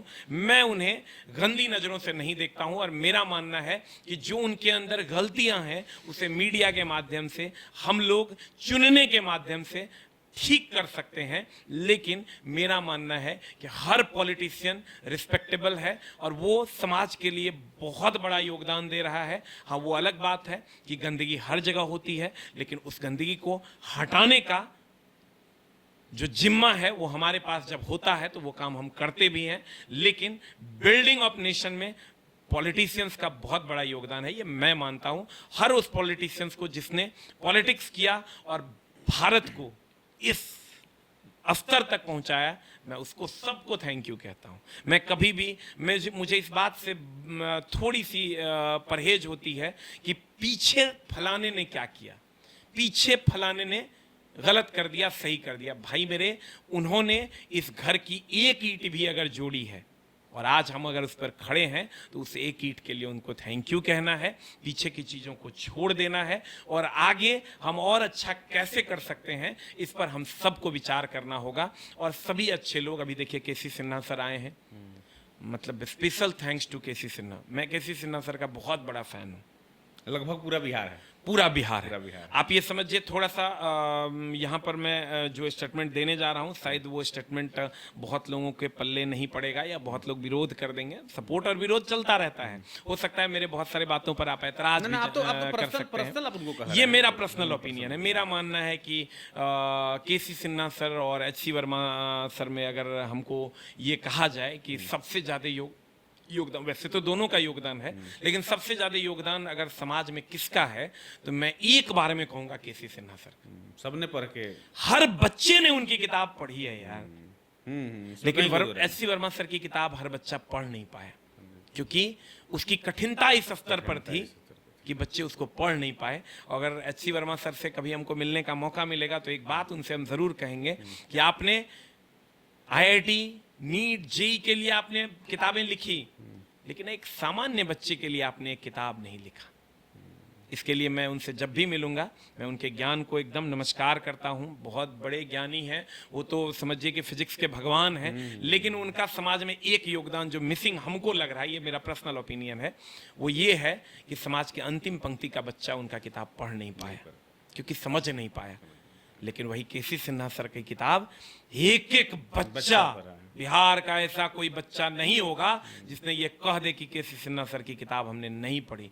मुझे जब भी मौका मिलेगा उनका पैर छू के आशीर्वाद लेने की कोशिश करूंगा। हम दोनों साथ में चलेंगे 100%। हम दोनों साथ, हम भी बहुत बड़े फैन हैं उनके। मतलब हम तो जबरा वाले फैन। बिल्कुल बिल्कुल एकदम। अगर वो कुम्हार विधानसभा से हैं और संजोग से मेरा घर भी है कुम्हार विधानसभा में, तो मैं तो कोशिश करूंगा इस बार कुम्हार विधानसभा से सर को विजय मिले। लेकिन वो लोग विजय के मोहताज नहीं है, वो तो विजयी हैं, वो विजय है, वो विजयी है, वो किसी को और विजयी हम उनको थैंक यू इसलिए कह रहे हैं कि उन्होंने राजनीति में कदम रखा। उनकी हार में भी बिहार की जीत है। बिल्कुल, बिहार उस दिन जीत गया जिस दिन बिहार की राजनीति उस दिन जीत गई जिस दिन केसी सिन्हा जैसे लोगों का पदार्पण हो गया, एक महान हस्ती। तो आप धन्यवाद जनसुराज को देना चाहते हैं? 100%। मैं जनसुराज को इस बात के लिए थैंक यू कहना चाहता हूं, क्यों? इसलिए क्योंकि बहुत सारी पार्टियां थी, क्या उनकी नजर केसी सिन्हा सर पे नहीं पड़ी? लेकिन इनकी नजर पड़ी। तो इसलिए मैं जनसुराज को इसके लिए बहुत सारा धन्यवाद देना चाहता हूं। मैं तो बहुत जल्द एक वीडियो भी इसके लिए बनाऊंगा और स्पेशल थैंक्स टू जनसुराज कि उन्होंने केसी सिन्हा जैसे लीजेंड लोगों को जगह दिया है, राजनीति में जगह दिया। क्या ही बोले उनके लिए, मेरे पास शब्द नहीं है कि मैं उनकी बातें कर नहीं, जितने भी लोगों को उतारे हैं ऑलमोस्ट हमको लगता है कि बेटर लोग हैं, मतलब सोसाइटी में डिजर्विंग कैंडिडेट हैं, और हारे जीते वो तो हम लोगों को क्या ही मतलब है, बट ये जरूर है कि डिजर्विंग कैंडिडेट हैं वो लोग। अगर नहीं राजनीति में देखिए, आए तो मेरा मानना है, अगर आप सही तरीके से देखिएगा, बहुत सारे लोगों से हम लोग मिल नहीं पाते हैं। सभी पार्टी के लोगों से जब आप मिलिएगा, हम लोग एक परसेप्शन बना लिए हैं। मिलिएगा तो नेताजी लोग ऐसा भी नहीं है कि बहुत गलत है, उसके अगल बगल के जो चमचे होते हैं ना, वो उनको गलत रास्ते पर ले जाते हैं। मैं जब एक विधायक जी से मिला कि मैंने कहा आपके क्षेत्र में तो ये चीजें गलत हो रही है, वो बोले मेरे नॉलेज में तो है ही नहीं। तो ये चमचों से घिरा हुआ जो पॉलिटिशियन है ये ना, बहुत बहुत वो बड़ी गलत बात, बिल्कुल। कोई भी पॉलिटिशियन ये नहीं चाहता है कि मेरे बारे में मेरे क्षेत्र के लोग गलत बोले। गलत बोला। ये बताइए कि ये जैसे कि अभी जो बिहार का पॉलिटिक्स आप देख रहे हैं, इसमें आपका नजरिया क्या है अभी? देखिए, बिहार का जो पॉलिटिक्स, करंट पॉलिटिक्स है, वो रोजगार के मुद्दे पर चल रहा है। और रोजगार के आप तो और रोजगार जो सरकार देगी, जिस पर विश्वास हो जाए, उसको मतदान कर दीजिए। तेजस्वी यादव ने कहा कि हर घर में एक नौकरी देंगे। देखिए, ये डिपेंड करता है, हर आदमी का अपना अपना विश्वास है, एक बिलीव सिस्टम है। हर आदमी का हीरो एक नहीं हो सकता, हर का हीरो अलग अलग है। तो आप जिस भी पार्टी के पर आपको विश्वास होता है, लग रहा है कि ये बिहार को नई ऊंचाई पर लेकर जाएगा, आप उनको जरूर मतदान कीजिए, और मतदान तो हर हाल में कीजिए। और मैं आने वाले भविष्य में मैं हर उस अच्छे व्यक्ति को ये हाथ जोड़कर नम्र निवेदन करता हूं कि बिहार के लिए, बिहार की राजनीति में आइए। अभी हमारे विपिन सर आए हैं, आइए, हार जीत चलता रहेगा। अगर 100 लोग आएंगे, 10 लोग भी अच्छे चले जाएंगे, तो वो विधान परिषद, विधानसभा, वो सारी चीजें अच्छी हो जाएंगी, गौरवान्वित हो जाएंगी। और खास करके अच्छे लोग जब आएंगे, हम बाहर से बहुत सारी चीजें बोलते हैं, जब हम उस व्यवस्था का हिस्सा बनेंगे तो शायद हम उन चीजों को समझ पाएंगे। इसलिए किसी को भी सही और किसी को भी गलत बोलना, ये मेरे लहजे में सही नहीं है। अच्छा, दिल्ली चलो कैंपेन में आप गए हुए थे, आप हॉस्पिटल में भर्ती भी थे, क्या सिनेरियो था, क्या फील किया आपने दिल्ली जाकर? देखिए, दिल्ली चलो जो था, वो बच्चों का एक आंदोलन था, जो बच्चों की आवाज संसद तक पहुंचे, उसके लिए एक प्रयास था। आंदोलन जो होता है ना, लोग गांधी को पढ़ते हैं, आंदोलन में जाइएगा तो गांधी को जीने का मौका मिलेगा। क्या बात है, बिल्कुल। और ये मौका हमको नहीं लगता है कोई छोड़ना चाहेगा। तो मुझे तो जब जब मौका मिलता है, मैं गांधी को जीने की कोशिश करता हूँ। आदरणीय गांधी जी को अगर सच में जीना है ना, तो किसी आंदोलन में जाके देखिए, आप अपने आप में गर्व महसूस कीजिएगा, और आपको लगेगा कि जो हमने किताबों में पढ़ा है वो हमने अपने जीवन में उतारा भी है। बहुत बढ़िया। ये बताइए, अपने फेवरेट टीचर तो बता ही दिया, यही फेवरेट टीचर रहे या और किसी फेवरेट टीचर का नाम लेना चाहिएगा आप? नहीं, देखिए, मेरे जीवन में बहुत सारे फेवरेट टीचर्स हैं। इवन कि जिन भी लोगों ने हमें पढ़ाया, वो सारे मेरे फेवरेट हैं। लेकिन बहुत सारे, जैसे एक अरविंद सर थे कटिहार में, फिजिक्स पढ़ाया करते थे, मेरे दिल के बहुत करीब, बहुत अच्छे इंसान। उसके बाद आप ले लीजिए, एक भानु सर हुआ करते थे हमारे गांव में, बहुत अच्छा पढ़ाते थे मैथमेटिक्स वो। उसके बाद आप विकास राही सर का नाम सुने होंगे, जिनका TMH पब्लिकेशन में बड़ा नाम है वो तो, बुक आता है, आप fundamental calculus. KC Sinha sir हैं, सब लोग मतलब दिल के बहुत करीब हैं। और टीचर तो, शिक्षक की मर्यादा, आप पढ़ते समय आपको उनकी वैल्यू नहीं पता चलेगी, बाद में पता चलेगी। जब आप पढ़ाई समाप्त कर दोगे तब आपको ये वैल्यू पता चलेगी कि उन्होंने आपको क्या दिया। जिस टाइम शिक्षक पढ़ा रहे होते थे, हम लोग कहते दो इनका बात समझ में नहीं आ रहा है, दो ही तो आज वे नहीं किए हैं, दो आज ही क्या पढ़ाए पते नहीं चला। लेकिन आज एहसास होता है। तो शिक्षक की वैल्यू, आप जब शिक्षा अपने पठन पाठन को समाप्त कर दीजिएगा, तब आपको पता चलेगा कि शिक्षा की वैल्यू क्या है। SK झा को गाना सुनने का शौक है? कभी कभार। कैसा गाना सुनना पसंद करते? जब सफ़र में हुआ करते हैं तो पुराने गानों को सुना करते हैं। और जो बहुत पुराने गाने हैं, जिसमें बहुत लाउड म्यूज़िक नहीं हो, हल्का हल्का म्यूज़िक हो, और जिसकी भाषा में कुछ ऐसा प्रतीत हो, भाव प्रतीत हो, मैं वैसे गाने सुनता हूँ। कोई गाना का नाम बताइए। बहुत सारे गाने हैं, आप पुराने गाने जितने भी हैं, हम एक ही लाइन में आपको कहेंगे कि जो भाषा वैसी हो उस गाने की जिसमें भाव हो, जो कनेक्ट करता हो, जो आपको कनेक्ट करता हो रियल लाइफ से। आप एकदम इत्मीनान से अपने आप को, अपने पूरे शरीर को छोड़ दीजिए और उसके बाद उसके भाव से अपने आप को जोड़िए, तब गाना सुनने का आनंद होता है। भोजपुरी भी सुनते हैं? नहीं, भोजपुरी गाना ऐसा नहीं कि भोजपुरी गाना खराब है। भोजपुरी गाना अगर आपको मस्ती करना है ना, तो भोजपुरी गाने से अच्छा कुछ नहीं हो सकता है। अगर आपको एकदम आप मस्ती के मूड में हैं, तो फिर हिंदी गाने आपको उतना मज़ा नहीं देंगे जितना आपको भोजपुरी गाने देंगे, लेकिन उसमें भी वो गाने जो लहजे में हो, लहजों से अलग ना हो। नहीं तो भोजपुरी तो बड़ी अच्छी भाषा है। आप जब भोजपुरी भाषा को सुनिएगा, बहुत सारे लोग ये बोलने कहते आता है भोजपुरी? थोड़ा बहुत। तो भोजपुरी, जब भोजपुरी भाषा की बहुत लोग बुराई करते हैं, हमको ऐसा लगता है कि भोजपुरी भाषा एक रोमांच है। बिल्कुल। आपके अंदर एक रोमांच ला देगा कि मतलब आप एक अलग ही ऊर्जा फील कीजिएगा। आप कहीं भी देखिए भोजपुरी, लेकिन कुछ लोग इसमें आकर उसकी शब्दों की मर्यादा को ख़त्म कर दिए, जिसके कारण ये चीज़ें हो रही है। उम्मीद करेंगे आगे ये चीज़ें भी ठीक हो जाएंगी, क्योंकि हम और आप जैसे लोग जब इसका विरोध करने लगेंगे तो ये चीज़ें भी ठीक होंगी। और हमको लगता है कि भिखारी ठाकुर जी का जो गाना पहले लोग सुना करते थे, उस लहजे में अब फिर से उस ओर हम लोग म्यूज़िक की ओर चलेंगे। जो भोजपुरी भाषा नहीं है, वो एक रोमांच है, वो फिर से आपको देखने को मिलेगा। और भोजपुरी के गाने बहुत अच्छे होते हैं, मैं उसका विरोध नहीं करता हूँ। बस शब्दों की मर्यादा जो लोग खराब करते हैं, मैं उसका विरोध करता हूँ। अच्छा, एसके झा ने इतनी लंबे दिनों तक पढ़ाया, बड़े बड़े बैच पढ़ाए।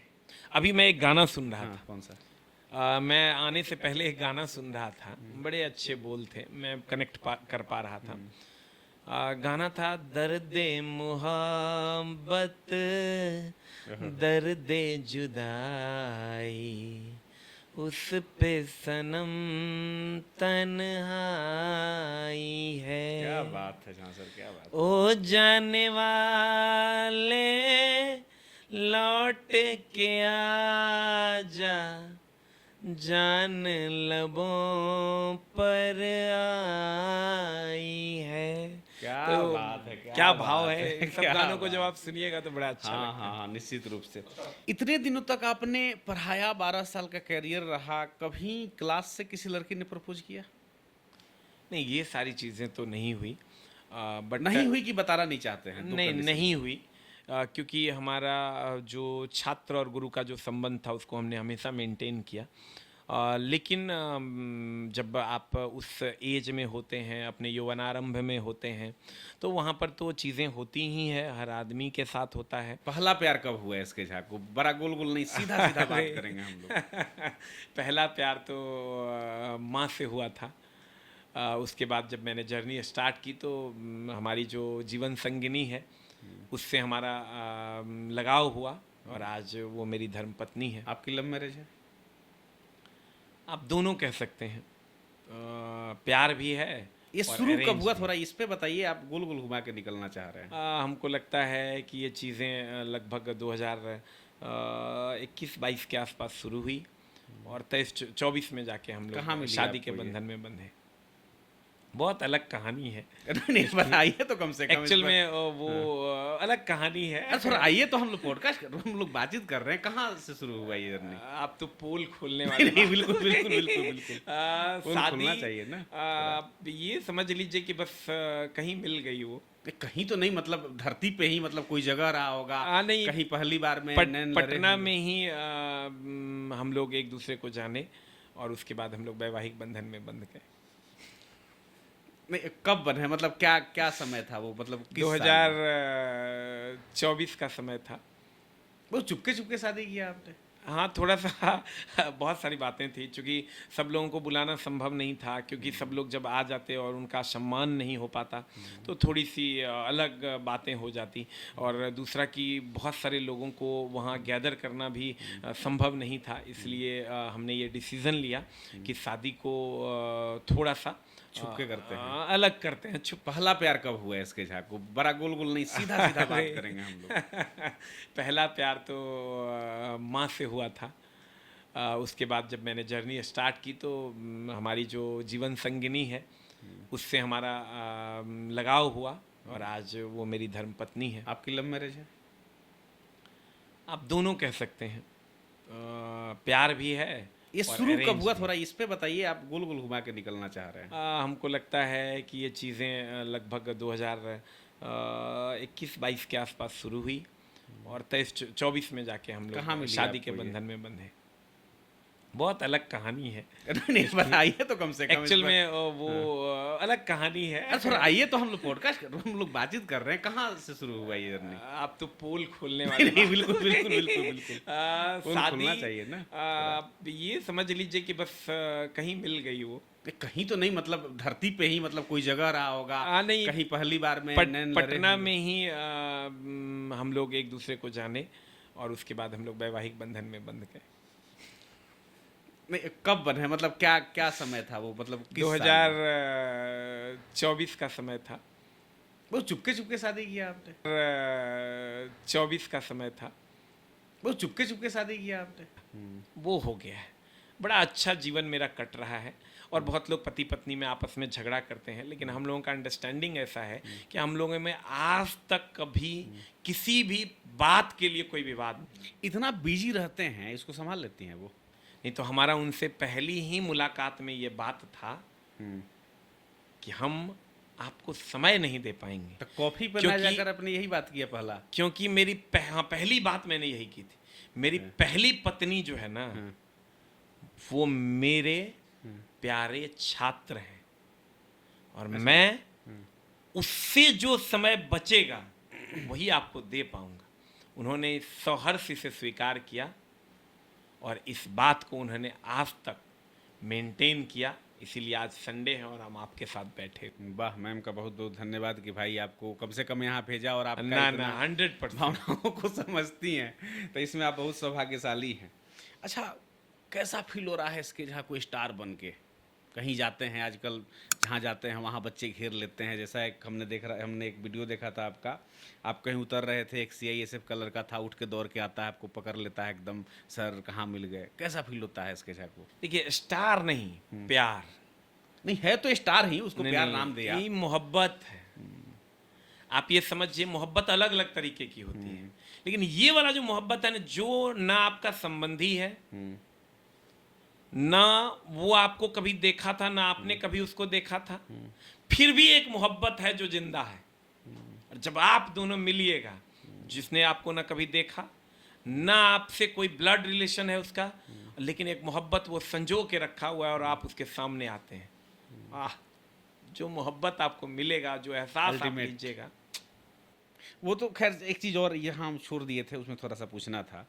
पहले आपने प्रपोज किया कि पहले मैम ने प्रपोज किया? मेरा सवाल नहीं है, एक स्टूडेंट का सवाल है।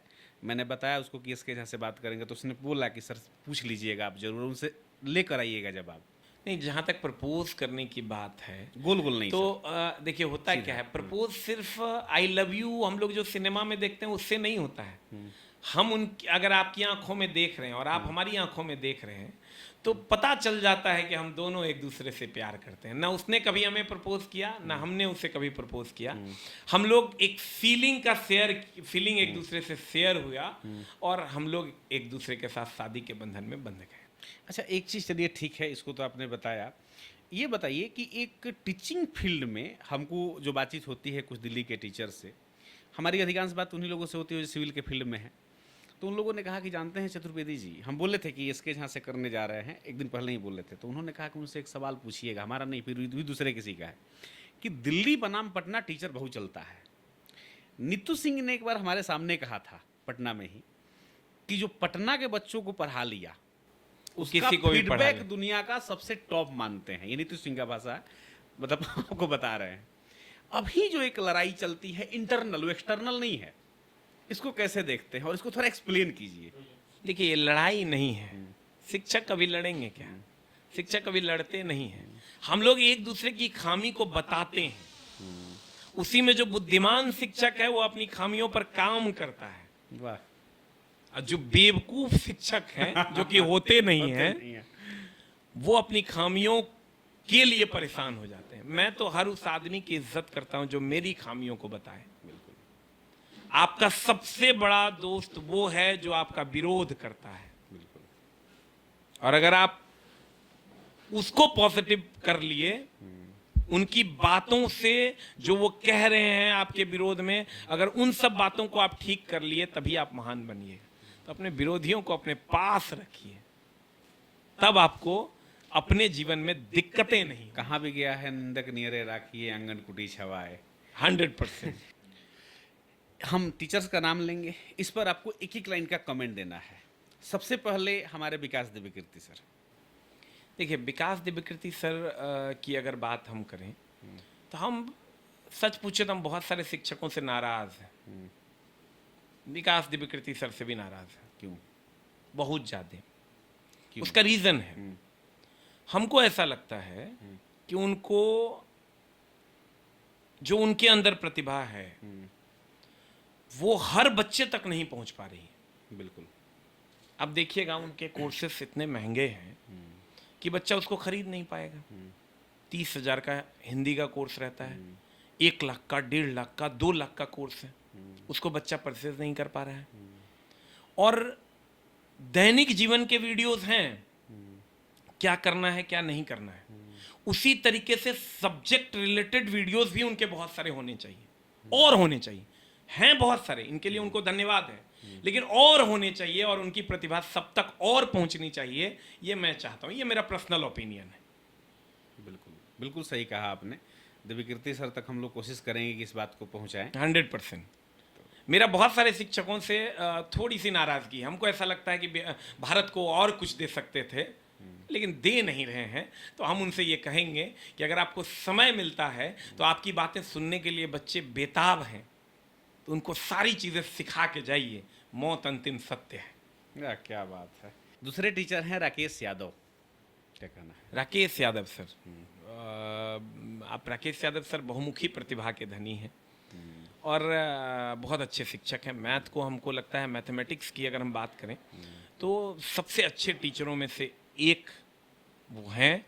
और पर्सनली जब आप उनसे मिलिएगा तो पर्सनली भी वो बहुत अच्छा व्यवहारिक हैं। और हमको लगता है कि टीचिंग फील्ड में बहुत सारा काम उन्होंने किया है, इनके लिए उनको बहुत धन्यवाद और उम्मीद करेंगे कि आगे भी वो करते रहें। खान सर। खान सर के बारे में अगर कहें तो खान सर एक अच्छे शिक्षक हैं, नो डाउट, बहुत अच्छे शिक्षक हैं, आसान भाषा में बच्चों को चीज़ें बता पाते हैं। लेकिन हमको ऐसा लगता है, ये मेरा पर्सनल ओपिनियन है, कि जैसे वो इंटरनेशनल रिलेशनशिप्स खास करके उस पर उनकी वीडियोस मैक्सिमम आती है, 70 to 80%। तो हम ये चाहेंगे कि भारत को नई दिशा देने के लिए, भारत में जो चल रही चीज़ें हैं उस पर भी उनका वीडियो आना चाहिए। दूसरा कि जो नॉलेज, जो ज्ञान उनके पास है, तो हम चाहेंगे कि डेली 1 घंटा वो यूट्यूब पे ज़रूर पढ़ाएं। डेली आप 1 घंटा आइए और यूट्यूब पे डेली आप बच्चों को पढ़ाइए। जैसे हमको लगता है जब से मैंने ऑनलाइन शुरू किया, डेली मैं 1 घंटा बच्चों को पढ़ाता हूँ यूट्यूब पे, फिक्स कर लिया है मैंने। तो मैं तो चाहूँगा कि खान सर की प्रतिभा जो है, जो कंटेंट जो बच्चे जिससे अपना जीवन वो बदल पाएंगे, जिससे वो डेली अच्छा खाना खा पाएंगे, तो वो हमको ऐसा लगता है कि और उनका जीवन बदल पाएगा। तो हमको ऐसा लगता है कि डेली 1 घंटा में, खान सर अगर ये वीडियो देख रहे हैं तो उनसे मैं ये रिक्वेस्ट करूंगा कि आप डेली 1 घंटा आकर फिक्स शेड्यूल में अगर बच्चों को पढ़ा दीजिए, तो मैं बच्चों के तरफ से आपको 100 बार थैंक यू कहूँगा। Thank you. हम कोशिश करेंगे उनके पास ही पहुँचे। Neetu Singh. Neetu ma'am iron lady, evergreen, मतलब उनके पास हर चीज़ है, ज्ञान तो है ही। इंग्लिश का हमको लगता है कि तमाम जो टॉप शिक्षक में से एक हैं वो। और ज्ञान का जो उनका स्तर है, उनके साथ साथ जो बौद्धिक ज्ञान होता है वो भी उनके अंदर है। और आपको जब उनसे मिलिएगा तो एक अच्छी वाली वाइब उनके अंदर है। और आपको जब उनसे मिलिएगा तो एक अच्छी वाली वाइब मिले। गगन प्रताप सर, किसी की ना सुनो, हमको जो करना है वो करेंगे और मैथ बहुत अच्छा से पढ़ाएंगे। ये है गगन प्रताप सर। तो गगन प्रताप और राकेश यादव में कंपैरिजन किया जाए तो देखिए, 2 चीज़ें हैं। अब जैसे आप रसगुल्ले में और चावल में कंपैरिजन नहीं कर सकते हैं। दोनों चीज़ की भूख अलग अलग समय पर होती है। ये दोनों लोग उसी कैटेगरी में आते हैं। दोनों की भूख है बच्चों को, दोनों चाहिए, कंटेंट तो चाहिए ही चाहिए। तो दोनों अलग अलग है, एक रसगुल्ला है तो एक दाल है, चाहिए लेकिन दोनों। ज्ञान बिंदु चलाने वाले एक आप ही के बगल में चलाते हैं रोशन आनंद सर, क्या कहना है इनके बारे में आपको? बहुत ज़बरदस्त पढ़ाते हैं और बच्चों को, बिहार के बच्चों को इसका लाभ मिल रहा है। उनसे भी हम यही कहेंगे कि आपके कंटेंट का लाभ हर दिन बच्चों को यूट्यूब पे 1 घंटा मिले। हम सब जितने भी अच्छे टीचर हैं सबसे हाथ जोड़ के नम्र निवेदन करते हैं, 1 घंटा डेली आप आइए ना यूट्यूब पे पढ़ाइए, देखिए बिहार को बदलने में आपका योगदान कितना ज़्यादा होता है। तो रोशन आनंद सर से भी बहुत मस्त कंटेंट पढ़ाते हैं और उनसे भी रिक्वेस्ट करेंगे कि 1 घंटा यूट्यूब पे आके ज़रूर आप डेली पढ़ाइए। कोशिश करेंगे एक दिन हम भी मिले उनसे और मिल करके एक उनसे साथ भी पॉडकास्ट हमारा हो, तो ये बात जरूर उनके तक पहुंचेगी। 100%। आदित्य रंजन सर और अभिनय सर, ये दो और नाम बड़े हैं, इनके बारे में आपका क्या राय है? देखिए, आदित्य रंजन सर बच्चों से कनेक्ट कर पा रहे हैं, बच्चों से बहुत ज़्यादा कनेक्ट कर पाते हैं, मैथ में खास करके। चूँकि देसी भाषा में पढ़ाते हैं तो बच्चों से बहुत ज़्यादा कनेक्ट करते हैं और बच्चों के लिए उन्होंने भी यूट्यूब पे बहुत सारा फ्री कंटेंट पढ़ाया है और अच्छा कनेक्ट करते हैं, बच्चे उनको लाइक करते हैं और अच्छे शिक्षक हैं और अच्छे आदमी भी हैं बेचारे। और रही बात अभिनय सर की, तो अभिनय सर तो विजार्ड हैं। हमको लगता है कि मैथ में जो उन्होंने दिया है वो भारत के हिंदी भाषी क्षेत्र के लिए बहुत बड़ा योगदान है, उसका जितना तारीफ करें वो कम है। अच्छा, एक प्रश्न जो हम किसी से नहीं करते हैं आपसे कर लेते हैं, क्योंकि आपने हमको कल फ़ोन किया और बहुत अच्छा लगा, आपने 10-12 मिनट तक हमारे वीडियो कंटेंट के बारे में बताया। आर के चतुर्वेदी के कंटेंट को सच में आपने कितना देर तक देखा? देखिए, कल जब मैंने मेरी पहचान आपसे मैं बता दूं इनके बारे में कि स्कॉल्टा आईएएस के नाम से ये चलाते हैं और इनकी बातें, आपकी बातें मैं बड़े प्यार से सुनता हूं। आपके शब्दों की मर्यादा, आप जो बोलते हैं वो जो इतना मर्यादित शब्द आप बोलते हैं, आपकी जो पकड़ है इंटरनेशनल रिलेशंस पे, हिस्ट्री पे खास करके, वो सब चीज़ें मैं जब देखता हूँ तो बड़ा अच्छा फील करता हूँ। और मैंने लगभग आपकी वीडियोस हमको लगता है 2-3 घंटे देखे पिछले 8-10 दिन में और मुझे अच्छी वाली वाइब्स मिली और उम्मीद करेंगे कि इन सब वीडियोस का फ़ायदा अन्य बच्चों को भी ज़रूर मिलेगा जो फ़ायदा हम लिए हैं। Thank you so much. चलिए, तो इस पॉडकास्ट को आज हम लोग विराम देते हैं। बहुत अच्छा लगा सर आपसे बात करके, बहुत और ऐसे ही जीवंत कभी कभी फिर हम लोग मिलते रहेंगे, बातचीत होते रहेगी और नई प्रक्रिया की तरफ हम लोग बढ़ते रहेंगे। आपको बहुत सारी शुभकामनाएं हैं कि आप ऐसे ही अनवरत आगे बढ़ते रहिए, बच्चों के ऊपर अपना आशीर्वाद बनाए रहिए और बच्चों का प्यार आपको मिलता रहे, ये हमारी शुभकामना है। Thank you so much.